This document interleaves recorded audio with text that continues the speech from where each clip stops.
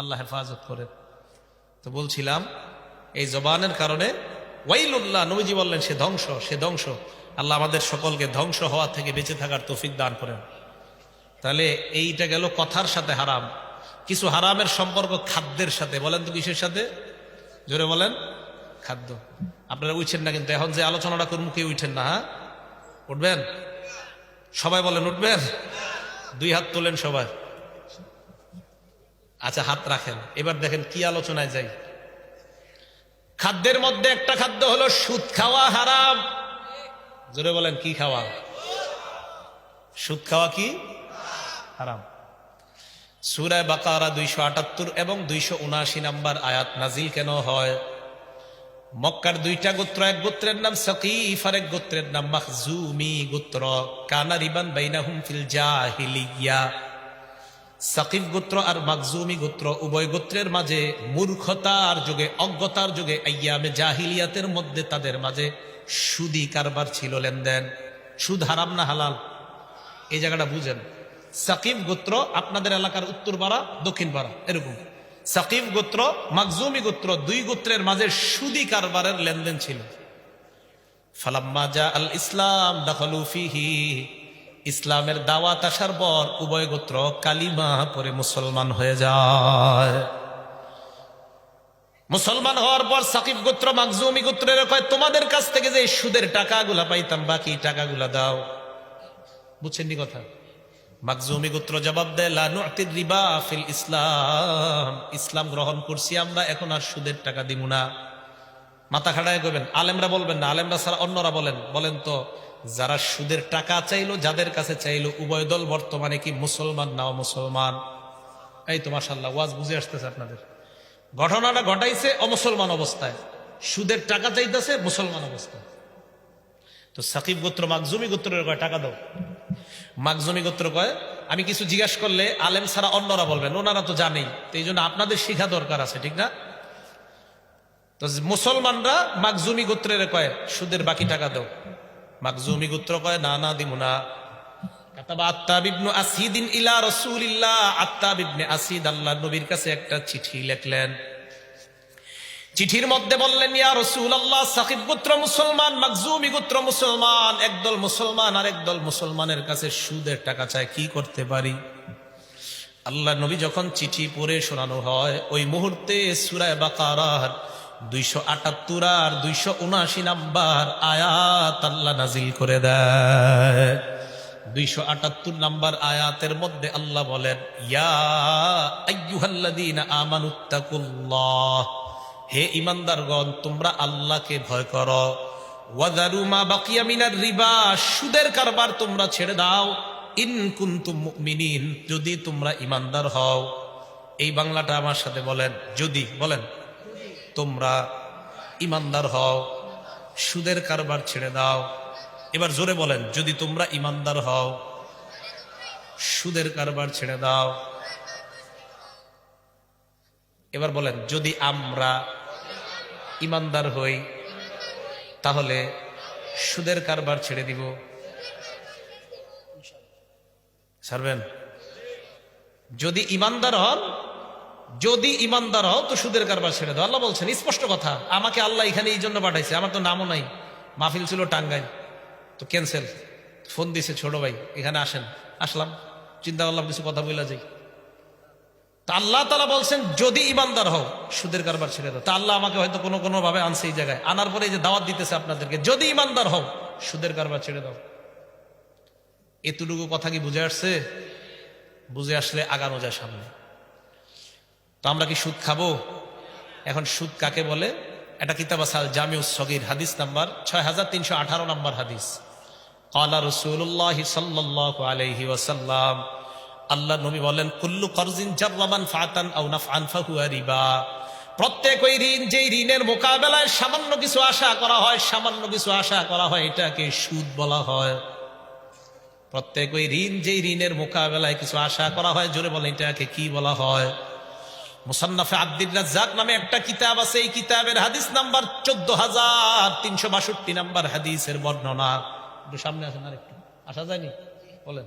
এই যে দেখেন, আমি ওনারে বললাম, আখিরলি আজিদুকা, আমি ওনাকে বললাম কিছু টাকা আমার কাছ থেকে উনি নিছে। নেওয়ার পর 1 সপ্তাহ পর আমি তার কাছে গেলাম, গিয়ে বললাম ভাই টাকা দেন। এই ভাই আমাকে বলল কিছু সময় বাড়ায় দেন, আপনারে কিছু বাড়ায়া দিমু। এই উঠেন কা, উঠতেন না। সুদের আলোচনায় মানুষ উঠা শুরু করে, এত কষ্ট লাগে। আমি ওনাকে বললাম আখিরলি আজিদুকা, কিছু সময় বাড়ায়া দেন, আপনারে কিছু টাকা বাড়ায়া দিব। নবীজি বলেন রিবা, এটা সুদ। কষ্ট গণের বইতে আখিরলি আজিদুকা, কিছু টাকা বাড়ায় দাও, কিছু সময় বাড়ায় দেন, আপনার দিই কিছু, সুদ। মুসলিম শরীফের 3953 নম্বর হাদিস। কানা রাসূলুল্লাহ সাল্লাল্লাহু আলাইহি ওয়াসাল্লাম ইয়ানহা আন বাইইজ যাহাবি বিয-যাহাব ওয়াল ফিদ্দাতি বিল ফিদ্দা ওয়াল বুররি বিল বুররি ওয়াশ শাঈরি বিশ শাঈর ওয়াত তামরি বিত তামরি ওয়াল মিলহি বিল মিলহি ইল্লা সাওয়াআম বিসাওয়াইদ ইয়াদাম বিয়াদিন মাসালাম বিমাসালিন ওয়াল ফাদ্দু রিবা। স্বর্ণের মোকাবেলায় স্বর্ণ, রূপার মোকাবেলায় রূপা। লা ইলাহা ইল্লাল্লাহ। আল্লাহ জানে, ইচ্ছা করে মনে কাইটা দেয়, সুদের কথা কইতো।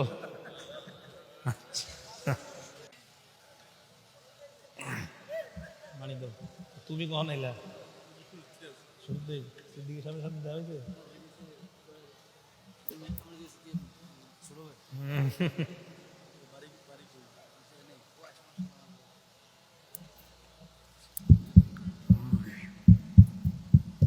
লা ইলাহা ইল্লাল্লাহু মুহাম্মাদুর রাসূলুল্লাহ সাল্লাল্লাহু আলাইহি ওয়াসাল্লাম। এখন একটু দায়িত্ব আছে আপনাদের। জেনারেটর চললে কথা বুঝতে একটু কষ্ট হয়, কিন্তু এখন থেকে যে কথাগুলো বলবো, একটা কথা যদি কারো বুঝে না আসে, নগদ বলবেন হুজুর আবার বলেন, আমি আবার বলবো। নবীজি বলেন স্বর্ণের মোকাবেলায় স্বর্ণ, রূপার মোকাবেলায় রূপা, গমের মোকাবেলায় গম, জবের মোকাবেলায় জব, খেজুরের মোকাবেলায় খেজুর, লবণের মোকাবেলায় লবণ। যদি তোমরা লেনদেন করো কম বেশি করলে সুদ। 1 কেজি লবণ আমি আপনার কাছ থেকে ধার নিলাম, নেওয়ার পর দেওয়ার সময় একটু বাড়ায় দিলাম, সুদ। 1 কেজি লবণ 1 কেজি লবণ, বলেন তো এক জাতীয় না আলাদা? এক জাতীয় জিনিস কম বেশি যদি হয় বলেন হারাম না হালাল? হ্যাঁ, বুঝে আসছে তো আপনাদের? স্বর্ণ স্বর্ণ 2 হাতের মধ্যে, বলেন তো কম বেশি সুদ, সুদ কম বেশি সমান সমান জায়েজ। এভাবে বলবেন সমান সমান কম বেশি। এই হাতে রূপা এই হাতে রূপা, বলেন তো সমান সমান জায়েজ কম বেশি। এবার আল্লাহ নবী বুখারীর 2175 নম্বর হাদিসে বলেন বিউজ যাহাব বিল ফিদ্দা ওয়াল ফিদ্দাতা বিজ যাহাব, স্বর্ণের মোকাবেলায় রূপা, রূপার মোকাবেলায় স্বর্ণ যদি তোমরা লেনদেন করো কম বেশি জায়েজ আছে। আমার এই হাতে স্বর্ণ এই হাতে রূপা, বলেন তো এই রূপা আর স্বর্ণ যদি কম বেশি করা হয় জায়েজ। এটা এক না আলাদা? এই তো মাশাআল্লাহ বুঝে আসছে। এবার দেখি পরীক্ষা করি, আমার ডান হাতে স্বর্ণ বাম হাতে স্বর্ণ, কম বেশি সুদ। আমার ডান হাতে স্বর্ণ বাম হাতে রূপা, কম বেশি। এই তো বুঝে আসছে। তাহলে টাকা আর টাকা সমান সমান কম বেশি, এই তো বুঝে আসছে। বুঝে আসে নাই? তো যারা সুদের কারবারে লিপ্ত, সুদের কারবারে যারা লিপ্ত, এটা ভয়ঙ্কর অবস্থা। আপনাদের কাজটা নবীর পায়ের নিচে থাকে, বলেন নাউজুবিল্লাহ। মুসলিম শরীফের 2840 নম্বর হাদিসের বর্ণনা। ক্বালা রাসূলুল্লাহ সাল্লাল্লাহু আলাইহি ওয়াসাল্লাম, আল্লাহ নবী বলেন কুল্লু শাইইন মিন আমরিল জাহিলিয়াহ তাহতা কদামাইয়া। মূর্খতার যুগের যত কুসংস্কার সব আমার পায়ের নিচে। ওয়ারিবাল জাহিলিয়া, মূর্খতার যুগের যে সুদি কারবার, এই সুদি কারবার আমার পায়ের নিচে। আপনাদের এলাকার যারা সুদি কারবারে লিপ্ত, আপনাদের কর্মকাণ্ডটা আমার নবীর পায়ের নিচে, বলেন নাউজুবিল্লাহ।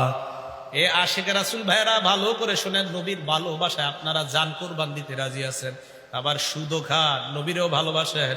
আপনি এই যে নবীরে ভালোবাসেন আবার সুদ খান, আপনার এই কর্মকাণ্ড আপনার ভালোবাসার নবীর পায়ের নিচে।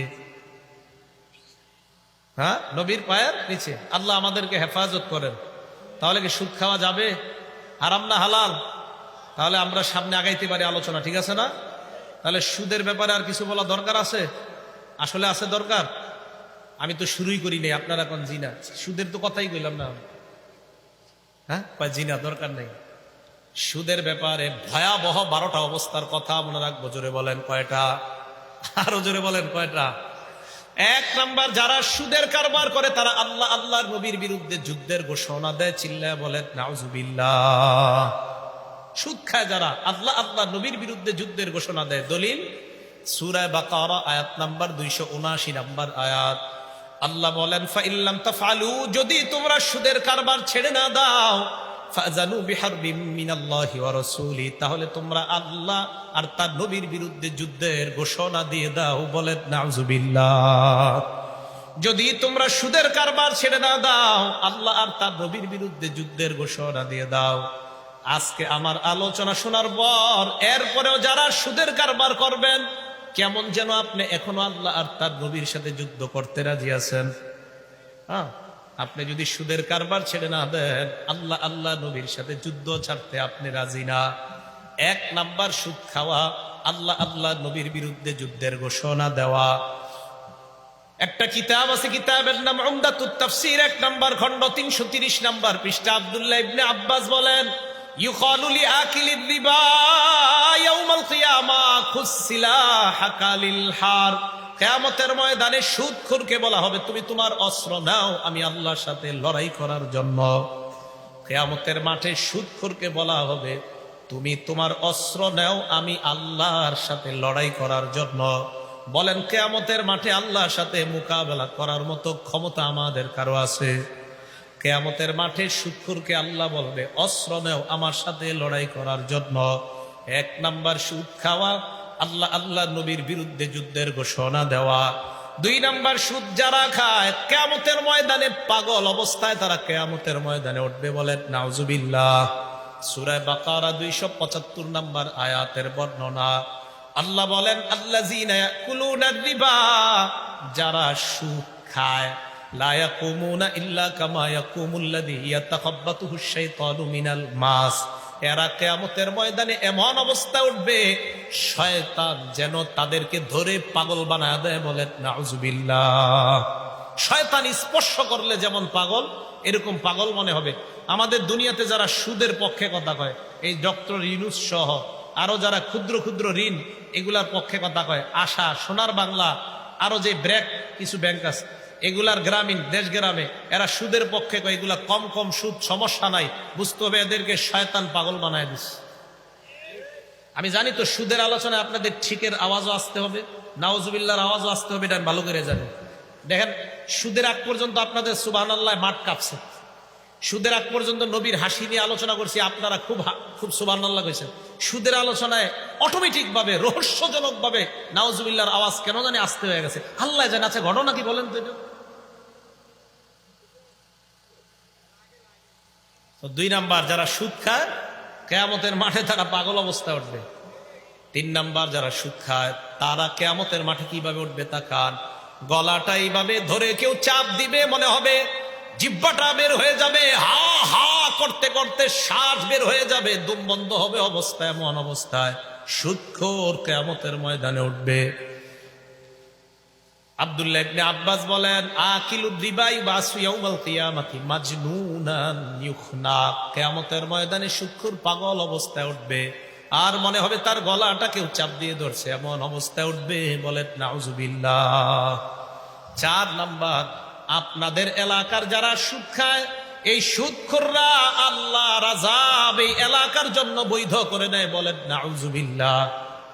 এই বাতাগাসী এলাকায় আল্লাহ আযাব দিতে চায় না, বাতাগাসী এলাকায় আল্লাহ আযাব দিতে চায় না।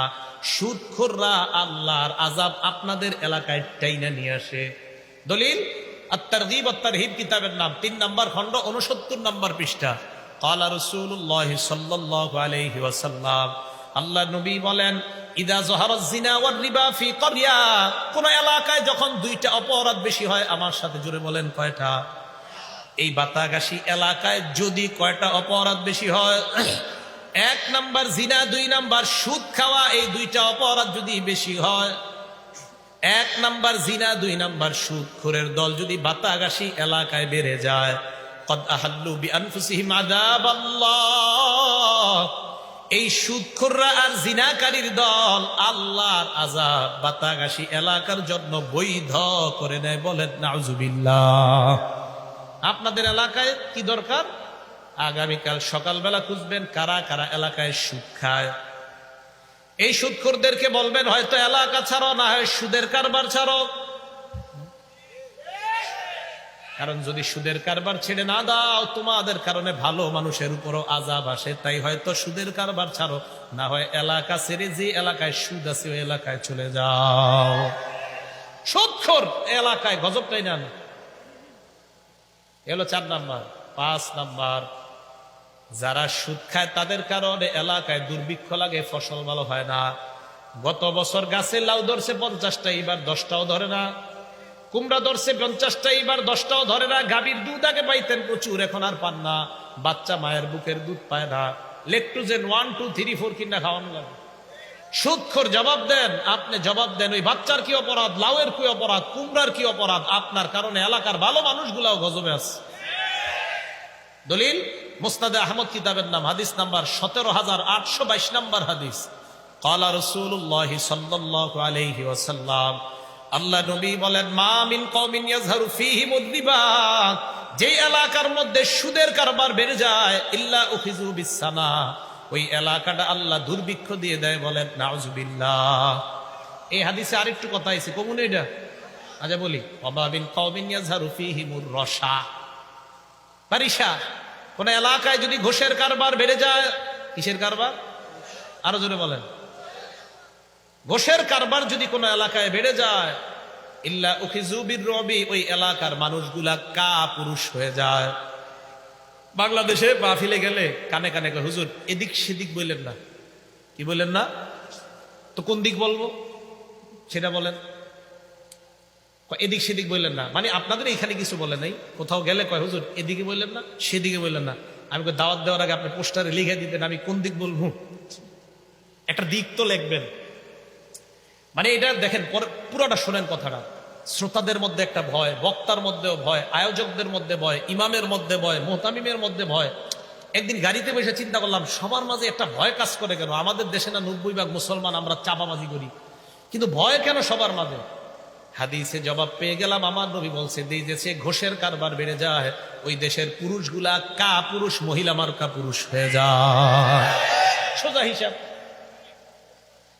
তো এখন আমাদের দোষ নাই না? আমাদের দেশে কোন সেক্টরে ঘোষ নাই আপনি বলেন? ঘোষের কারণে ভালো মানুষকে ইমানের পাওয়ার কমে যেতেছে। ঘোষের কারণে খায় ঘোষ অন্যরা, আমাদের ইমানের পাওয়ার কমে যেতেছে। যা ঘোষের আলোচনা আমার বিষয়বস্তু না, আমার বিষয় সুদ। এই জায়গায় আইসা পড়ছে বলে দিলাম। তো সুদের কারণে এলাকায় গজব লাগে, এলাকায় দুর্ভিক্ষ লাগে। আল্লাহ আমাদেরকে বেঁচে থাকার তৌফিক দান করেন। 6 নাম্বার, ইবনে মাজা কিতাবের নাম, হাদিস নাম্বার 2273, 2273 নাম্বার হাদিস। ক্বালা রাসূলুল্লাহ সাল্লাল্লাহু আলাইহি ওয়াসাল্লাম, আল্লাহ নবী বলেন, মারারতু লাইলাতান উসরিয়া বি আলা কওমিন, মেরাজের রাতে আমি যখন উপরে যাইতেছিলাম, এমন একদল মানুষের পাশ দিয়ে রওনা করলাম। এই মানুষগুলার দিকে তাকাইলাম, তাকায় দেখলাম, বুতুনুহুম কাল বুয়ুত, তাদের পেটগুলা বিশাল বড় বাড়ির মতো। কিসের মতো? নবী বলেন, আহারে তাকায় দেখলাম, ফিহা আল হাইয়াত তুরা মিন খারিজি বুতুনিহিম, আমি দেখলাম পেটের বাহির থেকে তাদের পেটের ভিতরে দেখা যায় বিশাল বড় বড় সাপ দৌড়ায়। আমি প্রশ্ন করলাম, মান হাউলা ইয়া জিবরিল, জিব্রাইল আরা কারা? জিবরিল আমিন জবাব দেয়, হাউলা ইয়া কালাতুর রিবা ইয়া রাসূলুল্লাহ, এরা হলো সুদখোরের দল। চিল্লায় বলেন নাউযুবিল্লাহ। আরে মুসলমান, আপনি সুদ খায় আপনার পেটটার মধ্যে সাপ ঢুকাইলেন, আপনার ছেলেটাকে আপনি সুদের টাকায় বড় বানাইলেন, আপনার বিবিরে আপনি বড় বানাইলেন, আপনার মেয়েটাকে আপনি বড় বানাইলেন। লা ইয়াদখুলুল জান্নাতা জাসাদুন গুজিয়া বিল হারাম, ওই শরীর জান্নাতে যায় না যেই শরীর হারাম টাকায় বড় হয়, লালিত পালিত হয়। ছেলেটারে জাহান্নামী বানাইলেন, মেয়েটা জাহান্নামী বানাইলেন, নিজের ভিতর সাপ ঢুকাইলেন। মা বোনরা, আপনি আপনার স্বামীকে বলেন, কাপড় কম দাও, খাবার কম দাও, ডাল কম দাও, নুন কম দাও, ভাত কম দাও, সুদের কারবার ছেড়ে দাও। ছেলেরা, আপনার বাবাকে আপনি বলেন, বাবাকে আপনি বুঝান, আগের চাইতে 60 পেন আমারে কম দেন, সুদের কারবার ছেড়ে দেন। এটা আপনার সমাজ নষ্ট করে দিচ্ছে, পুরো পরিবার ধ্বংস করে দিচ্ছে সুদ। এলো সুদের ভয়াবহ 6 নাম্বার অবস্থা।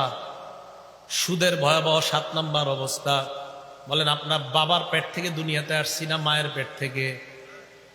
হাত তোলেন তো, মায়ের পেট থেকে আসছি না? হাত উঠেন, উঠেন, উঠেন, কষ্ট হবে। হ্যাঁ, ওলামায়ে কেরাম হাত নামান স্টেজের সামনে, যারা হাত উঠায় আপনারা ওলামায়ে কেরাম নাকি সব? কষ্ট নিয়েন না, হাত উঠায় রাখেন। আমি একটা হাদিস বলার পরে হাত নামাইবেন, হাত উঠায় রাখেন। হাদিস নাম্বার ইবনে মাজার 2274 নম্বর হাদিস। মাঠে যারা আলেম আছেন তারা হাত নামান, সমস্যা নেই, অন্যরা নামায়েন না। ওলামায়ে কেরামের একটা মর্যাদা আছে। ক্বালা রাসূলুল্লাহ সাল্লাল্লাহু আলাইহি ওয়াসাল্লাম, আল্লাহ নবী বলেন, আর-রিবা সাবউনা হুবা, সুদের 70টা শাখা। আইসারুহা আইয়ানকিহা রাজুল উম্মা, সবচেয়ে ছোট শাখা হলো আপন মায়ের সাথে জিনা করা। কি করা? হাত নামান। তাহলে মা বোনরা যারা আছেন, আপনি আপনার সন্তানকে সুদ খাইতে দিয়েন না। আপনি একবার ভাবেন কি ভয়ঙ্কর কথা। সুদ খাওয়া, আপন মায়ের সাথে জিনা করা, ব্যভিচার করা।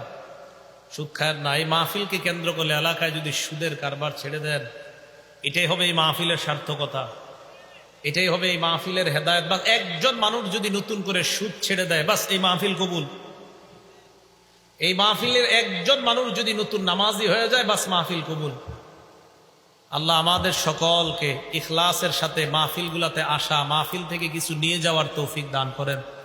সে অনুযায়ী যেন আমল করতে পারি, আল্লাহ তৌফিক দান করেন। ভাইও কথাগুলা সবার বুঝে আসছে? আল্লাহ আমাদের সকলকে কবুল করেন। তো 7 নাম্বার, সুদ খাওয়া মানে আপন মায়ের সাথে ব্যভিচার করা। সমস্যা হচ্ছে? আচ্ছা, এলো 7 নাম্বার। 8 নাম্বার, বাস থাক, এই অবস্থায় থাকার বাড়ায় না। 8 নাম্বার, সুদ খাওয়া মানে আপনার দুনিয়া ধ্বংস, আখিরাত ধ্বংস। বুখারী শরীফের 2766 নাম্বার হাদিসের বর্ণনা।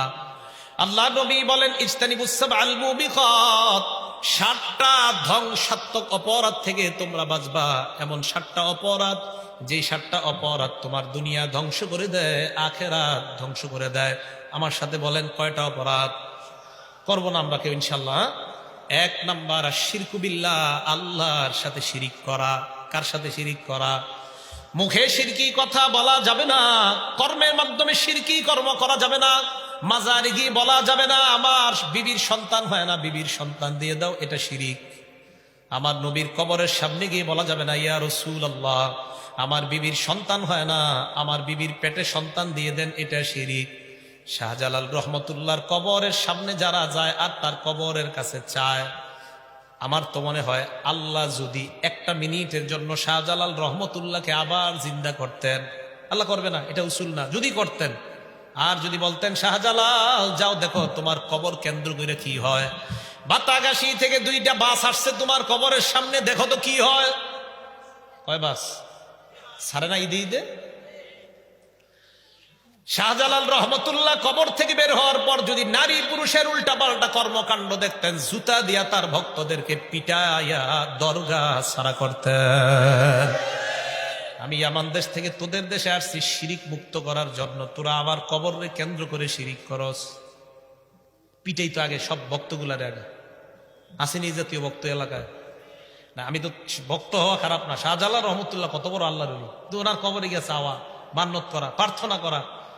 গত 4 বছর আগে, গালেবান 4ই মার্চ অথবা 5ই মার্চ, আল্লামা হাসান জামিল সাহেব, মুফতি জুনায়েদ কাসেমি সাহেব, আমি, আব্দুল বাসেদ খান সাহেব, আমরা সিলেটে গেছি। তো আমি আলোচনা করেছি আসার পর করার পর চিন্তা করলাম শুধুমাত্র কবর জিয়ারতের উদ্দেশ্যে যাওয়া জায়েজ নেই, মনে রাখবেন, শুধু কবর জিয়ারতের উদ্দেশ্যে সফর করা জায়েজ নেই। তো আমরা মাহফিলে গেছি, আসার সময় চিন্তা করলাম শাহজালাল রহমতুল্লাহর কবরটা জিয়ারত করে আসি। তা আমি কি গেছি জিয়ারত করতে না মাহফিলে? মাহফিলে গিয়ে মন চাইলো জিয়ারত করতে গেছি। রাত্রি 2টা বাজে, ওনার কবরের একদম মেইন গেট ওই সময় বন্ধ, সেখানে গেলাম। তো মেহমান ছিলাম, তো ভিআইপি ভাবে একজন নিয়ে গেল। নিয়ে যাওয়ার পর দেখি গেটে একজন বৈশা এমন করে, আরে কি হয়েছে, কি করে এরকম করতেছে বৈশা, একটা যুবক ছেলে। আমি কিন্তু সব বুঝতেছি, কারণ আমি এর আগে কদম রাসূল মাজার নারায়ণগঞ্জ, ওইটার পাশে আমি 6 মাস ছিলাম, আমি জানি কি হয়। তো আমি তো এর কর্মকাণ্ড দেখেই বুঝছি কি হইতেছে। একটু পরে আমি কই, এই মিয়া কি হয়েছে এরকম করে, কথা বলা যাবে না, জুতা আমার হাতে এমন করে। মানে জুতা নামানো কি, আমি কিন্তু বুঝতেছি, আমি জানি, আমার তো অভিজ্ঞতা আছে আগের, কি হইব না হইব। তো আমি যখন ওখান থেকে রওনা করলাম, রওনা করার সময় আমি পিছন দিয়ে রওনা করলাম, মানে কবর আমার পিছনে, আমি সামনে দিয়ে, পিছন দেওয়া যাবে না কবর। আমি দৌড় দিয়ে নামছি, আমি জানি শাহ আলীর কবরে গেল এইভাবে জুতা নিয়ে পিছনে পিছনে নামতে হয়, ফাইজলামি। মসজিদ থেকে নামাজ পড়ে আমরা কাবা পিছন দিয়ে মসজিদ থেকে বাইরে হইতে পারি, আর কবর নাকি পিছনে দেওয়া যাবে না? কাবা শরীফের থেকে কবরের দাম বেশি, এটা বন্ডামি, কোনো সন্দেহ নাই। কবরের সামনে গিয়ে এটার নাকি পিছন দিয়ে আসা যায় না। আল্লাহ আমাদের এই দেশটাকে শিরিক মুক্ত করার তৌফিক দান করেন। শিরিক করেন না, 1 নাম্বার শিরিক করা যাবে না। 2 নাম্বার ওয়াসিহরু, জাদু করা যাবে না। কি করা যাবে না? আমাদেরকে যেন কেউ জাদু করতে না পারে। ফজরের পর 3 বার কুল হু আল্লাহ, 3 বার কুল আউযু বিরাব্বিল ফালাক, 3 বার কুল আউযু বিরাব্বিন নাস। মাগরিবের পর 3 বার কুল হু আল্লাহ, 3 বার কুল আউযু বিরাব্বিল ফালাক, 3 বার কুল আউযু বিরাব্বিন নাস। ঘুমাইতে যখন যাবেন, বিছানায় বসার পর ঘুমানোর আগে 3 বার কুল হু আল্লাহ, 3 বার কুল আউযু বিরাব্বিল ফালাক, 3 বার কুল আউযু বিরাব্বিন নাস পড়ার পর হাতে ফু দিবেন। ওলামায়ে কেরাম ছাড়া অন্য যারা আছেন সামনে, হাতে ফু দেওয়ার পর কি করবেন একটু দেখান। আচ্ছা, শুধু সামনে, শুধু সামনে। কোথায়? সামনে, পিছনে না। নবীজি যেমনি করছে এমনি করবেন, বারান্দা পিছনে এটা না, শুধু সামনে করবেন। নবীজির সুন্নত সুন্নতের জায়গায় রাখবেন, এটাই সুন্নত। সুন্নতকে অন্য জায়গায় রাখলে এটা বেদাত। আজানের পর দুরূদ পড়া সুন্নত, কেউ যদি আজানের আগে পড়ে বেদাত। বুখারী শরীফের 604, 608, 652, 611, 614, মুসলিম শরীফের 736, 738 সব আজান সম্পর্কে। আজানের দোয়ার ব্যাপারে আসছে, আজানের পর দুরূদ পড়বা, দুরূদ পড়ার পর এরপর দোয়া পড়বা আসছে, সাল্লু আলাইয়া, আমার উপর দুরূদ পড়বা। আপনি পণ্ডিতি করে দুরূদ আজানের আগেই শুরু করছেন, আসসালাতু আসসালামু আলাইকা। মানে আপনি খুব ভক্ত তো নবীর, নবী কয় আজানের পরে, আপনি তেরামি করে আজানের আগে। তো বেদ সুন্নতকে সুন্নতের জায়গায় এইখানে নবী কইছে রাখতে, আপনি এটার এই জায়গায় নিয়ে গেলে এটার নাম বেদাত। এই বুঝে আসছে তো সবার? বেদাত আমার আলোচনার বিষয় না। হ্যাঁ, তো 2 নাম্বার সেহের, জাদু করা যাবে না। আমাদেরকে যেন কেউ জাদু করতে না পারে, এটা করার পর ফু দিব শরীরে। বাকি রইল কয়েকত নামাজ, জোহর, আসর, এশা। জোহরের পর 1 বার কুল হু আল্লাহ, 1 বার কুল আউযু বিরাব্বিল ফালাক, 1 বার কুল আউযু বিরাব্বিন নাস। আসরের পর 1 বার কুল হু আল্লাহ, 1 বার কুল আউযু বিরাব্বিল ফালাক, 1 বার কুল আউযু বিরাব্বিন নাস। এশার পরে 1 বার কুল হু আল্লাহ, 1 বার কুল আউযু বিরাব্বিল ফালাক, 1 বার কুল আউযু বিরাব্বিন নাস। একবার বুঝে আসছে? এবার আপনারা বলবেন, ওলামায়ে কেরাম চুপ থাকবেন, অন্যরা বলবেন। ফজরের পর কয়বার? কি? কুল হু আল্লাহ, এরপরে কুল আউযু বিরাব্বিল ফালাক, কুল আউযু বিরাব্বিন নাস। মাগরিবের পরে 1 বার কইছে একজনে, মাগরিবের পরে 3 বার। আর কখন 3 বার? বিছানায় গিয়া। আর কখন 3 বার? বিছানায় গিয়ে। এবার বলেন, জোহরের পরে, আসরের পরে, এশার পরে, বিছানায়, মাগরিবের পরে, ফজরের পরে, জোহরের পরে, আসরের পরে, এশার পরে, মাগরিবের পরে। মাশাআল্লাহ, এই তো আমল শিখে গেলেন। এটা করে শরীরে ফু দিবেন। নবীজি বলেন, জিন শয়তান, মানুষ শয়তান, জাদু টোনা থেকে আল্লাহ তোমাকে হেফাজত করবেন। তো এই আমল করা, বাচ্চাদেরকে শরীরে ফু দিব ফজরের পরে, মাগরিবের পরে, বিছানা একটু পরে যাবেন, বাচ্চাদের শরীরে ফু দিবেন। করবো তো আমলগুলো ইনশাআল্লাহ। আল্লাহ আমাদেরকে আমল করার তৌফিক দান করেন। বিভিন্ন মসজিদে মাগরিব পড়ার পর আমি আর চোখে পিছনে তাকাই, দেখি সব বাইরে হয়ে যায়। মুসলমান আমরাই আমল না করলে কে করবে বলে? খেজুর আছে কয়জনের ঘরে বলেন তো? খালি একজন আত্মুস। খেজুর মুসলমানের ঘরে থাকবে, মধু থাকবে, কালিজিরা থাকবে, আমগো ঘরে থাকে না। হিন্দুদের ঘরে মধু পাবেন, কালিজিরা পাবেন, আমগো ঘরে নেই। এগুলো তো সুন্নত। হাদিসে আসছে 60টা আজওয়া খেজুর খালি পেটে যদি কেউ খায় সকালবেলা, লা ইয়াদুররুহু সুম্মুন, বিষ খাইলেও এই বিষ তার ক্ষতি করবে না। আপনি খান না কেন? করোনা ভাইরাস কিভাবে ধরবে আপনাকে? আপনি খান, খালি পেটে খেজুর খান ডেলি 60টা আজওয়া। ও কিনবেন, ঢাকা থেকে কিনে আনবেন, বাদামতলি থেকে। একজন যাইবেন হুজুর এই মাদ্রাসার, আপনি কার্টুন বইরা কিনাই না বেচবেন। হ্যাঁ, কথা কি বুঝে আসছে? তো জাদু টোনা থেকে হেফাজত। এই যে করোনা ভাইরাস বেশি না? আচ্ছা আচ্ছা, যারা পারেন আর কি, আপনি আইনা কিছু দিয়েন মানুষের। তো হলো 2 নাম্বার। 1 নাম্বার শিরিক করা যাবে না, 2 নাম্বার জাদু করা যাবে না, 3 নাম্বার অকতলুন নাফসিল্লাতি হারামাল্লাহ ইল্লা বিল হক, অন্যায় ভাবে কাউকে হত্যা করা যাবে না। 4 নাম্বার ও আকলুর রিবা, সুদ খাওয়া যাবে না। 5 নাম্বার ও আকলু মালিল ইয়াতিম, এতিমের সম্পদ অন্যায়ভাবে ভক্ষণ করা যাবে না। 6 নাম্বার তাওয়াল্লি ইয়াউমাজ জাহফি, জিহাদের ময়দান থেকে পলায়ন করা যাবে না। 7 নাম্বার ওয়াকফুল মুহসানাতিল মুমিনাতিল গাফিলাত, সতী সাদী নারীর উপর কোনো মিথ্যা অপবাদ দেওয়া যাবে না। 7টার মধ্যে সুদের কথা আছে না নাই? এই সুদ খাওয়া হারাম, এটা খাইলে আপনার দুনিয়া আখিরাত ধ্বংস হবে। আল্লাহ আমাদেরকে হেফাজত করেন।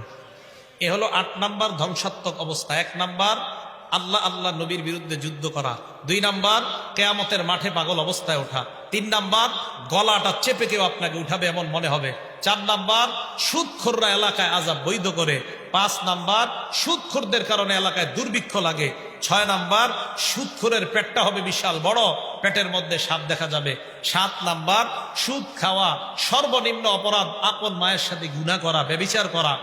8 নাম্বার সুদ খাওয়া দুনিয়া ধ্বংস আখিরাত ধ্বংস করা। 9 নাম্বার সুদ যারা খাবে কিয়ামত পর্যন্ত রক্তের নদীতে সাঁতার কাটবে। কিসের নদী? রক্তের নদী। এই হাদিসটা আসছে বুখারী শরীফের বেশ কয়েক জায়গায়। 2085, 1386, 7047 নাম্বার হাদিস। সবগুলার বর্ণনাকারী সামুরা ইবনে জুনদুব রাদিয়াল্লাহু তাআলা আনহু। উনি বলেন, ফজরের নামাজের পর আকবালা আলাইনা বিওয়াজহিহি, আল্লাহ নবী আমাদের দিকে তাকাইলেন। আমাদের দিকে তাকানোর পর আল্লাহ নবী আমাদেরকে বললেন, হাল রাআ আহাদুম মিনকুম আর-রুয়া লাইলা, গত রাত তোমাদের মধ্যে কেউ কোনো স্বপ্ন দেখছো কিনা? সাহাবারা কেউ কোনো জবাব দেয় না। এই কথা বলার পর আল্লাহ নবী বললেন, আমি বলি গত রাত আমার কাছে 2 জন আসছে। আসার পর আমাকে উঠানোর পর আমাকে বললেন, ইনতলিক, চলেন চলেন। আমি চলতে লাগলাম, যাইতে যাইতে হাত্তা আতাইনা আলা নাহরিম মিন দাম, একটা রক্তের নদীর কাছে আসলাম। জোরে বলেন, কিসের নদী? আহারে, রক্তের নদীর কাছে আসার পর তাকায় দেখলাম একজন রক্তের নদীর মাঝখানে আছে, আরেকজনকে দেখলাম রক্তের নদীর কিনারায় দাঁড়ায় আছে। বাইনা ইয়াদাইহি হিজারাত, তার সামনে পাথর আর পাথর। নদীর মাঝখানে যেই লোকটা, ফাকবালাল্লাযী ফিন নাহরি কান্নাহু ইয়াসবা, ওই লোকটা সাঁতার কাটা শুরু করছে। সাঁতার কাটতে কাটতে নদীর কিনারায় যাওয়ার পর যেই লোকটা নদীর কিনারায় দাঁড়ায় আছে, এই লোকটা পাথর নিয়ে তার মুখ বরাবর মারে। মুখ বরাবর মারার পর ওই লোকটা আবার নদীর মাঝখানে যায়। রদ্দাহু হাইসু কানা, আবার নদীর মাঝখানে চলে যায়। নদীর মাঝখানে যাওয়ার পর আবার সাঁতার কাটা শুরু করে, আবার নদীর কিনারায় যায়। ফাজাআলার রাজুলু কুল্লামা জাআ লিয়াখরুজা, যতবার লোকটা বের হতে চায় ততবার পাথর মারে, আবার নদীর মাঝখানে চলে যায়। আল্লাহর নবী বলেন, আমি অবাক হয়ে গেলাম, একটা মানুষ বারবার সাঁতার কাটে, নদীর কিনারায় যেতে চায়, বারবার নদীর কিনারা থেকে পাথর মেরে নদীর মাঝখানে সরায়া দেয়। আমি প্রশ্ন করলাম, এই লোকটাকে?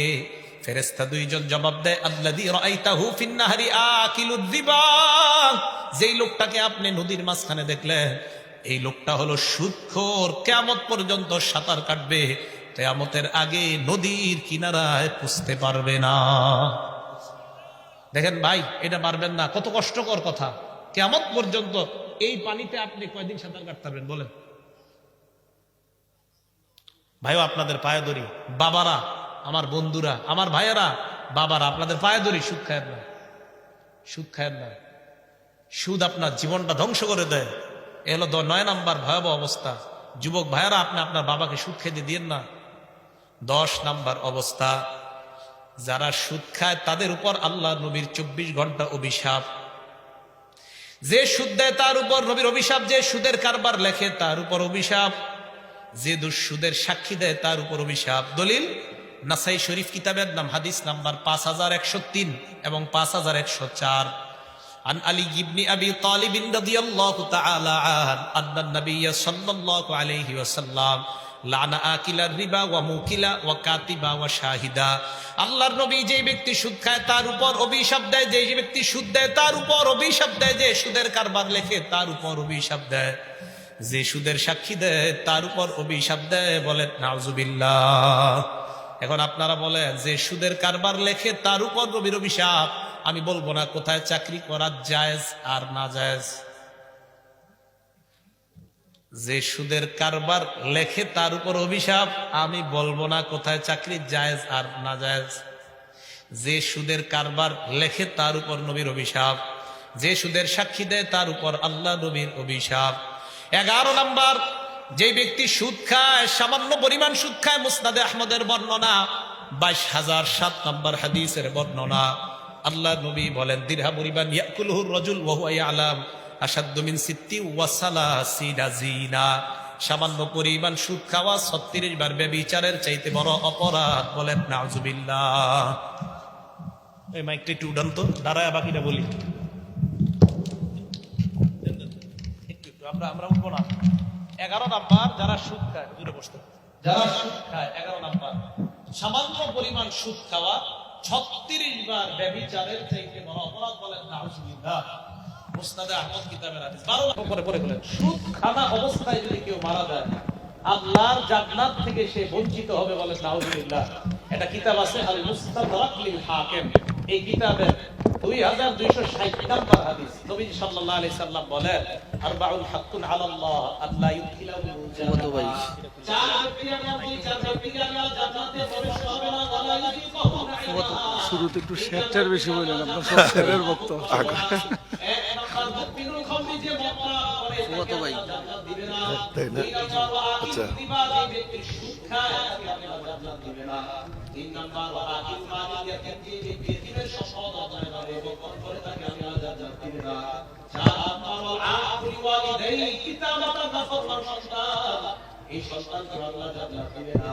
তাহলে এই 12টা ভয়াবহ অবস্থার কথা আপনারা মনে রাখুন। শেষ একটা হাদিস মনে রাখুন, আল্লাহ নবী কিতাবের নাম 331 3331 নম্বর হাদিস। নবী বলেন, লা ইয়াতিয়ানা আলা নাসি জামান লা ইয়াতা আহাদুন ইল্লা আকালা রিবা। এমন একটা সময় আসবে যে সময় সবাই বিসকিট দিয়ে সুদ খাবে, কেউ বাকি থাকবে না, সব সুদ খাবে। নবীজি বলেন, ওয়া ইসলাম ইয়াকুন ডাইরেক্ট যদিও না যায় আসাবাহু মিন বুখারী, সুদের হাওয়া সবার গায়ে লাগে। এই যুগ কি আসবে না, এসে গেছে? এখন আসলে এলাকা যারা আছে, আপনি একটু দাঁড়ান দিকে। আমি আপনার একটা জমি দিলাম 1 বছরের জন্য, 30,000 টাকা দিলাম। 1 বছর এই জমি আপনার কাছে রাখবেন। 1 বছর পর আপনার 30,000 দিব, জমি ফেরত দিবেন। আপনি জমি 1 বছর খাইছেন, এটাই তো চলে এলাকা। এটা সুদ, এটা বন্ধক না, এটা সুদ। লা ইয়াজুজুল ইলতিফা বিশাইইল মারহুজ। এই জমি ওনার কাছে রাখা এটা বন্ধক। বন্ধকি জিনিস দিয়ে উপকৃত হওয়া জায়েজ নাই। মুসান্নাফে আব্দুর রাজ্জাক একটা কিতাবের নাম, এই কিতাবে একজন একজনকে ঘোড়া দিতে, বন্ধক ঘোড়া। এই ঘোড়ার উপর সামান্য পরিমাণ উট ছিল, ওঠার পর ওনাকে বলছে, তুমি যে এই ঘোড়ার উপর সামান্য পরিমাণ চলবে, এটা সুদের কারবার। তাহলে সুদের কারবার এই এলাকার মধ্যে যে জমি নিয়ে হয়, এটা সুদ। এই সুদ করা যাবে না। এই সুদ থেকে বেঁচে থাকতে হবে। মুফতি সাহেবদের সাথে পরামর্শ করে কোন ভাবে জায়েজ সেটা জেনে নেবেন। লিজ জায়েজ আছে, ভাড়া দেওয়া জায়েজ আছে, জমি ভাড়া দিবেন, এগুলা জায়েজ আছে। কারণ আপনারা বলবেন দেওয়ার সময় যদি কিছু টাকা দিয়ে দেওয়া হয়, এটা বাটপারি, এটা একটা খাজনামি। ঠিক তেমনিভাবে দোকান ভাড়া দেওয়ার সময়, দোকান দেওয়ার সময় একটা হলো অ্যাডভান্স দেওয়া, একটা সিকিউরিটি মানি।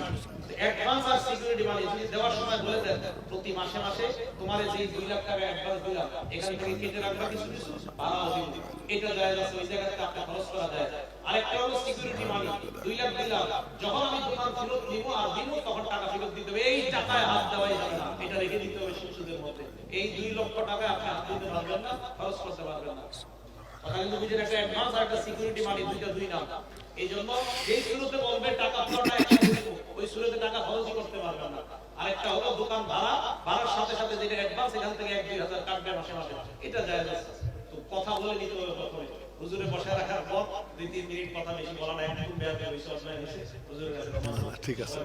আল্লাহ রাব্বুল আলামিনের সাল্লাল্লাহু আলাইহি ওয়া সাল্লাম। আমরা সকলে শুকরিয়া আদায় করি, আলহামদুলিল্লাহ। হযরতের বাকি অংশগুলা, বাকি বয়ানের অংশ 19 নভেম্বর 2022 ইনশাআল্লাহ 9টায় এই স্টেজে আবার বয়ান করবেন।